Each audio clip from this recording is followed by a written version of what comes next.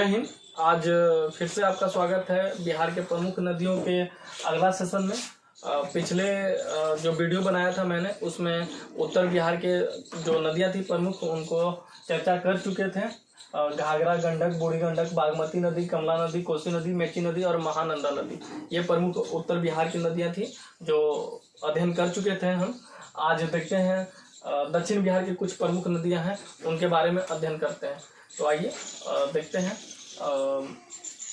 पहला जो वीडियो था उसमें उत्तर बिहार और दक्षिण बिहार कैसे नामांकन हुआ वो सारा कुछ बता चुके थे कि बिहार के जो मध्य भाग में है वो गंगा नदी प्रवाहित होती है जो कि पश्चिम से पूरब की ओर प्रवाहित होती है। तो जो प्रवाहित होने के क्रम में जो बिहार का उत्तर मतलब ऊपरी हिस्सा है वो उत्तर बिहार कहलाता है और नीचे का जो है वो दक्षिणी बिहार कहलाता है। ये सब हम पहले वीडियो में समझ चुके थे। अब हम बचे हुए बिहार के जो दक्षिण बिहार के प्रमुख नदियां हैं उनके बारे में अध्ययन करते हैं और समझने की कोशिश करते हैं ये मैप के द्वारा। ऐसे ये हाथ का बना हुआ है मैप, आप इतना मैप पे ध्यान मत दीजिएगा, नदियों के बारे में समझने की कोशिश कीजिएगा। तो हम पश्चिम से पूरब की ओर बहते हुए जितनी नदियां हैं क्रम में एक एक करके समझने की कोशिश करते हैं। तो क्रम के अनुसार पहला नदी है क्रमनासा नदी। क्रमनासा नदी मतलब कि एक ऐसी नदी है जो उत्तर प्रदेश और बिहार का सीमा साझा करती है। ये सबसे पहला प्रश्न इसी से करता है क्रमनासा नदी से कि बिहार और उत्तर प्रदेश के जो सीमा बंटवारा करती है वो दक्षिण बिहार की कौन सी नदी है, तो ये क्रमनासा नदी है। तो क्रमनासा नदी कहाँ से निकलती है और कहाँ जा करके विलुप्त होती है या फिर किसी नदी से मिल जाती है वो मैप के थ्रू समझने की कोशिश करते हैं। जो ये देख रहे हैं अमरकंटक की पहाड़ी है, सॉरी विंध्यन की पहाड़ी है। विंध्यन पहाड़ी, अगर हम पहाड़ों के बारे में अध्ययन करेंगे तो देखेंगे कि विंध्यन पहाड़ी का निर्माण कैसे हुआ और ये इसका कितना समय से मतलब जब निर्माण हुआ वो इसका क्या आयु रहा है, क्या युग रहा है, वो पहाड़ों के अध्ययन के बारे में करेंगे तब समझने की वहाँ कोशिश करेंगे।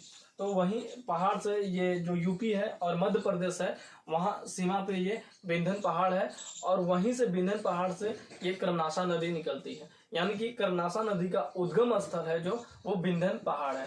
तो विंध्यन पहाड़ से निकलने के फलस्वरूप ये यूपी में बहती है और यूपी से होते हुए बिहार के कैमूर जिला, ये जो जिला देख रहे हैं ये कैमूर जिला है, कैमूर जिला में प्रवेश करती है और कैमूर जिला से होते हुए बिहार के अन्य जिला बक्सर जिला है। ये जो देख रहे हैं आप ये बक्सर जिला है, बक्सर जिला में प्रवेश करती है। यानी कि बिहार के कैमूर जिला में प्रवेश करती है, उसके बाद बक्सर जिला में प्रवेश करती है और बक्सर में एक चौसा जगह है जो कि आप इतिहास में चौसा के बारे में सुना होगा कि जो चौसा का युद्ध हुआ था वो बक्सर में हुआ था, बक्सर के समीप हुआ था।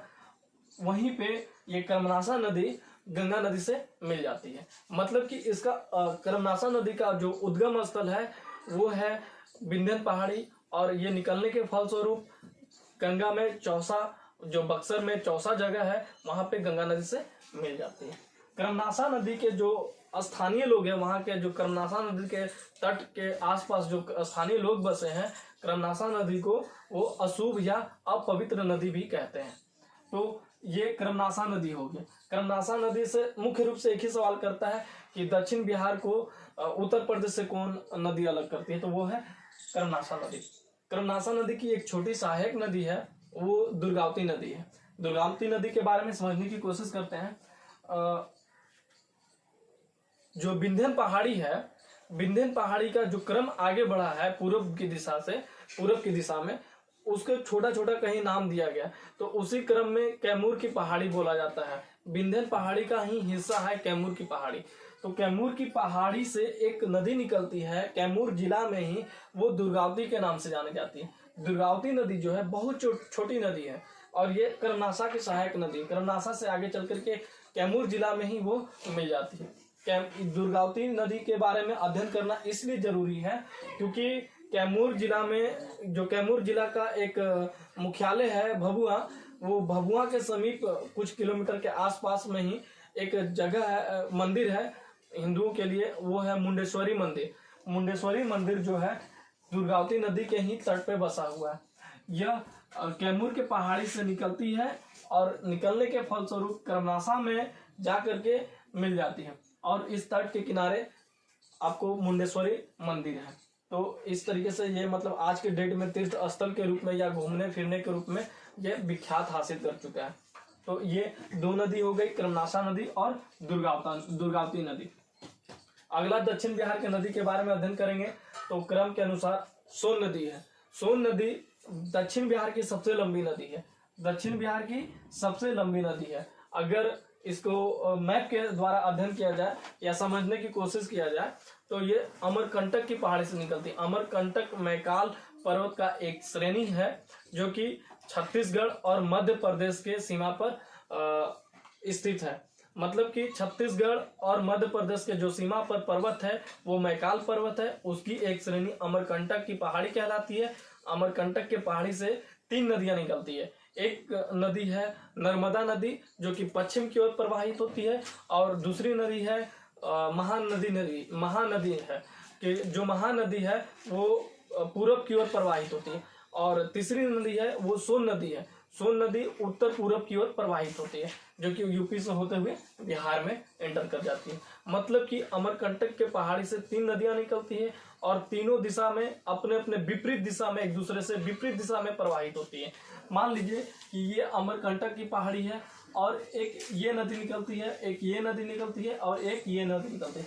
ये जो नदी निकलती है ये कहलाती है महानदी जो कि बंगाल की खाड़ी में जाके गिर जाती है, और ये जो नदी निकलती है ये सोन नदी है जो कि यूपी में प्रवाहित होते हुए बिहार में एंटर करती है और गंगा में जाके मिल जाती है। और एक ये जो नदी है नर्मदा नदी है जो अरब सागर में जाके गिर जाती है, यानी कि पश्चिम में प्रवाहित होती है। तो अमरकंटक से क्वेश्चन हमेशा पूछ चुका है कि ऐसा कौन सा जगह है जहां से 3 नदियां निकलती है और तीनों विपरीत दिशा में निकलती है, या कभी कभी तीनों नदियों के नाम पूछ देता है। उद्गम स्थल एक ही है लेकिन वो विपरीत दिशा में बहती है। तो उसी के क्रम में अगर हम देखते हैं अमरकंटक से निकल करके वो बिहार के सीमा में प्रवेश करती है, और प्रवेश करने के दौरान जाकर के पटना के समीप या आरा के समीप एक कोइलवर जगह है, वहाँ कोइलवर में गंगा नदी से मिल जाती है। अगर देखा जाए तो अमरकंटक से निकलने के फलस्वरूप जब कोइलवर में गंगा नदी से आकर के मिलती है तो यह 780 किलोमीटर की दूरी तय करती है। मतलब कि सोन नदी की लंबाई अगर कही जाए तो 780 किलोमीटर लंबाई है, पर बिहार में इसकी लंबाई 202 किलोमीटर है। ये जो देख रहे हैं आप यहाँ पे मैंने लिख चुका है 202 किलोमीटर है। मतलब कि अमरकंटक से लेकर के कोइलवर तक की दूरी सोन नदी की 780 किलोमीटर है, और बिहार में इसकी लंबाई मतलब कि रोहतास जिला में इंटर करती है, और रोहतास से लेकर के कोइलवर तक की इसकी लंबाई 202 किलोमीटर है। अतः फलस्वरूप अगर हम लंबाई के अगर क्रम में पढ़ेंगे सारे नदियों का तो यह सबसे लंबी नदी है। मतलब कि दक्षिण बिहार की ये सबसे लंबी नदी है। सोन नदी के बारे में और देखें तो सोन नदी ये मतलब कि दक्षिण बिहार के लोगों के लिए काफी आर्थिक रूप से मददगार है। कैसे? तो औरंगाबाद जिला और रोहतास जिला को ये अलग करती है। ये दोनों ही क्षेत्र मतलब कि यहाँ बारिश न के बराबर होती है। मतलब कि औरंगाबाद को तो सूखा क्षेत्र यानी कि सूखा जिला के नाम से ही घोषित कर दिया गया है। कई सालों से औरंगाबाद में बहुत कम बारिश होती है। बारिश क्यों कम होती है ये जलवायु के अगर हम चैप्टर पढ़ेंगे तो उसमें समझने की कोशिश करेंगे, बहुत अच्छे तरीके से बहुत आसानी से समझ में आएगा। तो ये औरंगाबाद सूखा क्षेत्र है, तो इसको यहाँ की सिंचाई कैसे होगी? यही सोन नदी की पानी से सिंचाई होती। औरंगाबाद जिला हो गया, अरवल जिला हो गया, रोहतास का कुछ हिस्सा हो गया, फिर आपका भोजपुर का कुछ हिस्सा हो गया, फिर कुछ पटना का हिस्सा भी हो गया जो कि ये सोन नदी के पानी से ही सिंचाई किया जाता है। तो रोहतास में एक जगह है तिलौथू के समीप एक गांव है इंदरपुरी, वहां पे सोन नदी पे डैम बनाया गया है। वहां पानी रोक करके कुछ नहरें निकाली गई है। कुछ नहरें में एक प्रमुख नहर है सोन नहर। सोन नदी से निकलने के कारण ही इस नहर का नाम सोन नहर रख दिया गया है। ये सोन नहर निकलने के फलस्वरूप कई जगह बिजली का भी इस नहर से बिजली भी तैयार किया जाता है। बिजली बनाने का काम भी किया जाता है जो कि स्थानीय लोगों को दिया जाता है। इसी तरीके से सोन नहर के जो पानी है वो कृषि के रूप में भी, सिंचाई के रूप में भी प्रयोग किया जाता है। तो एक तरीके से ये काफ़ी ही मददगार है। अगर देखा जाए तो इंदरपुरी से कई नहरें निकलती है, एक रोहतास में जाती है, एक औरंगाबाद जिला में इंटर करती है। मतलब कई नहर है, छोटी छोटी नहरें, जिसमें सबसे बड़ी नहर है सोन नहर। तो ये पूछ सकता है एग्जाम में क्वेश्चन कि दक्षिण बिहार की सबसे लंबी नदी कौन है, तो वो सोन नदी है। सोन नदी के किनारे ही औरंगाबाद, रोहतास, अरवल, भोजपुर और ये पटना का कुछ हिस्सा इसके किनारे बसा हुआ है। अगला नदी देखते हैं पुनपुन नदी। पुनपुन नदी अगर देखा जाए तो दक्षिण बिहार में, जो दक्षिण बिहार के जो झारखंड आज वर्तमान में कुछ हिस्सा है, वो झारखंड में छोटा नागपुर का पठार है। तो छोटा नागपुर पठार से ही यह पुनपुन नदी निकलती है, जो कि बिहार के गया जिला में प्रवेश करती है और गया जिला में प्रवेश करने के दौरान औरंगाबाद में इंटर करती है और इंटर करने के बाद फिर कुछ जिला जैसे अरवल हो गया, जहानाबाद हो गया, पटना हो गया, ये जिला में प्रवाहित होते हुए पटना के समीप एक जगह है फतुहा। फतुहा पटना का ही मतलब बहुत करीब है। आने वाला समय में पटना और फतुहा एक हो जाएगा। इंडस्ट्रियल एरिया पटना का फतुहा ही है, जितने भी कंपनियां हैं वो फतुहा में ही है। ये फतुहा में जाकर के गंगा नदी से मिल जाती है। मतलब कि पुनपुन नदी जो है छोटा नागपुर के पठार से निकलती है, गया, औरंगाबाद, अरवल, जहानाबाद, पटना होते हुए फतुहा में गंगा नदी के से मिल जाती है। पुनपुन नदी भी एक तरह के मौसमी नदी है। इसमें भी मतलब कि वर्षा ऋतु के समय में ही इसमें पानी होता है, बाकी समय में ये बहुत कम पानी होता है। तो पुनपुन नदी जो है ये काफ़ी मतलब कि वर्षा ऋतु में ही इसमें पानी होती है, क्योंकि जो पुनपुन नदी है मौसमी नदी के नाम से जानी जाती है, क्योंकि यहाँ पे जो इसमें पानी है वो सिर्फ वर्षा ऋतु में ही इसमें पानी भरा रहता है। इसी की वजह जो है औरंगाबाद का कुछ क्षेत्र है जैसे हसपुरा और ओबरा जैसा जगह, छोटा छोटा जगह है, वो इस नदी की वजह से बाढ़ग्रस्त हो जाता है।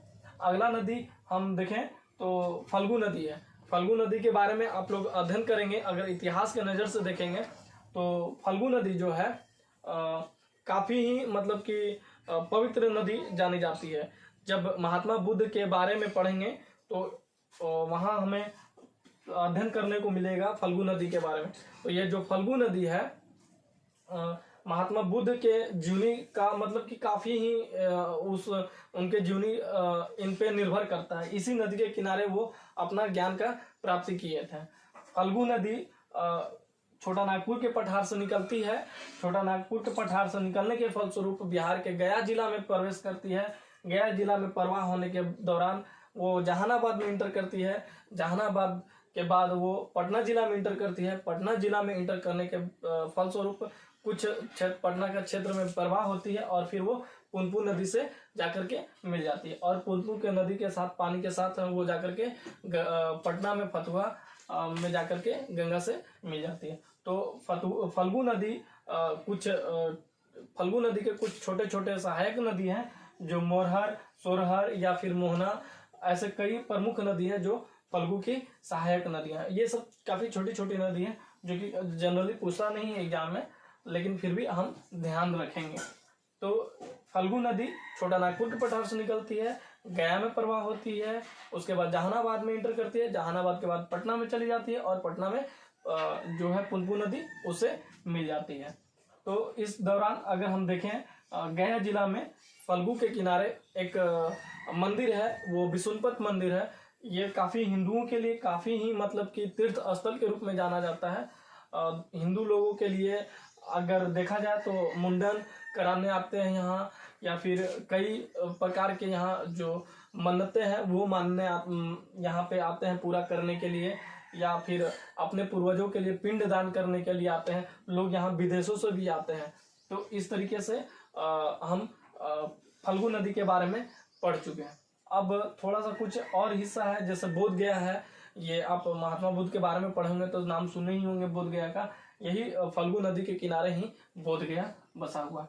अगर फल्गु नदी के बारे में देखा जाए और इतिहास में तो ये निरंजना नदी के नाम से जाना जाता है। तो ये फल्गु नदी हो गई। अब अगला नदी पढ़ते हैं हम, अजय नदी। अजय नदी एक ऐसी नदी है दक्षिण बिहार की जो कि बाकी नदियों के मतलब बिल्कुल ही विपरीत है। अगर बाकी नदियां जो देखेंगे, कर्मनासा देखेंगे, सोन देखेंगे, पुनपुन देखेंगे, फल्गु देखेंगे, तो ये सब उत्तर पूरब की ओर बह रही है। मतलब उत्तर से दक्षिण से दक्षिण पूरब की ओर, मतलब कि दक्षिण पश्चिम से निकल करके किधर जा रही है, उत्तर पूरब की ओर बह रही है। तो ये नदियां जो है कर्मनासा, सोन, पुनपुन, फल्गु, ये जो प्रमुख नदियां उसके जस्ट उनके प्रवाह के विपरीत है ये अजय नदी। ये जो अजय नदी है, आप जो अजय नदी देख रहे हैं, ये अजय नदी है। इसका क्या है कि ये जमुई, बिहार के जमुई जिला से निकलती है। जमुई जिला में एक जगह है बटपाड़। बटपाड़ जो जगह है ये हजारीबाग का ही श्रेणी है।